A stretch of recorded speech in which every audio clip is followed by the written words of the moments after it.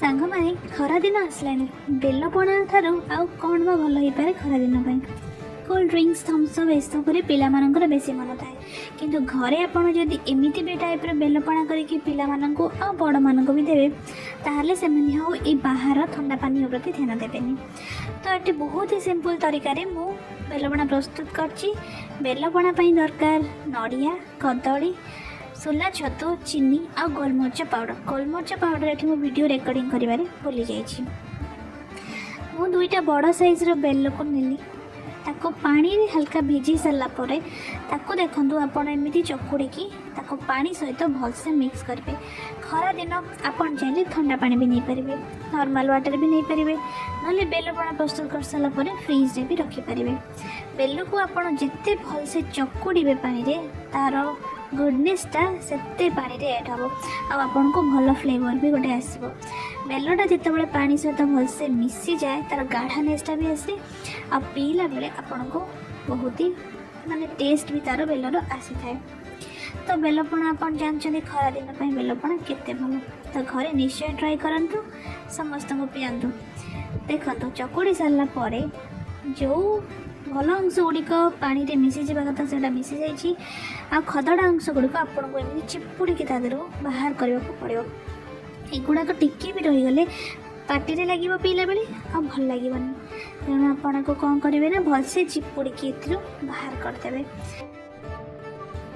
देखिपार्छन तो भलसे आपन एमती चिपुड़ी बाहर करेंगे आपन को पीवा पार्टी रे आपनकर किछि भी सब जिनिस लागबनी आ पीवा भी भल लगे। तो ताको भलसे पूरा पानी छाणी चिपुड़ी ताको अलगा करके रखिदेव।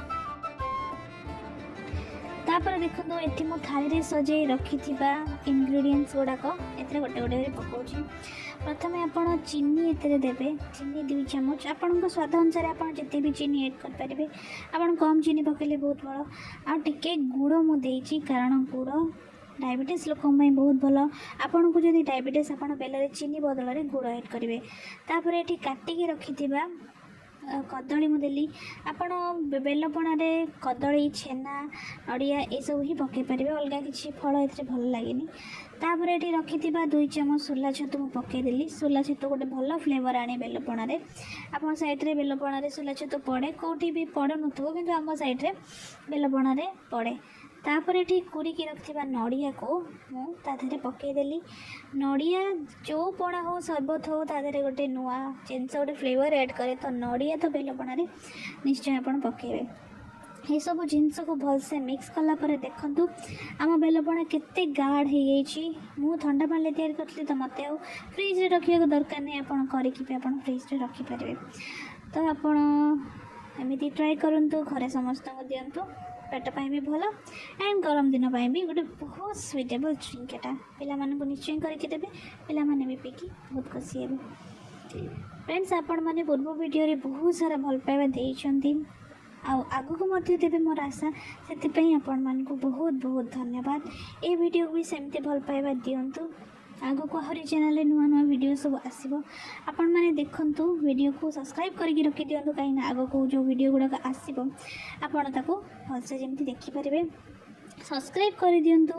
एंड हाँ आ गोटे कथा आपणकर जो रेसिपी आपड़ चाहूँगी मो चैनल देखापी आपड़ दयाकोरी ये कमेंट मध्यम मत जनातु मो निश्चय से रेसिपीटा नहीं आसबि मो नेक्स्ट वीडियो केवल आपण मान देखो ये बेलपणा मो ग्लास रे प्रस्तुत कर देछि गार्निशिंग ऊपर खाली तापर नड़िया देदेवी।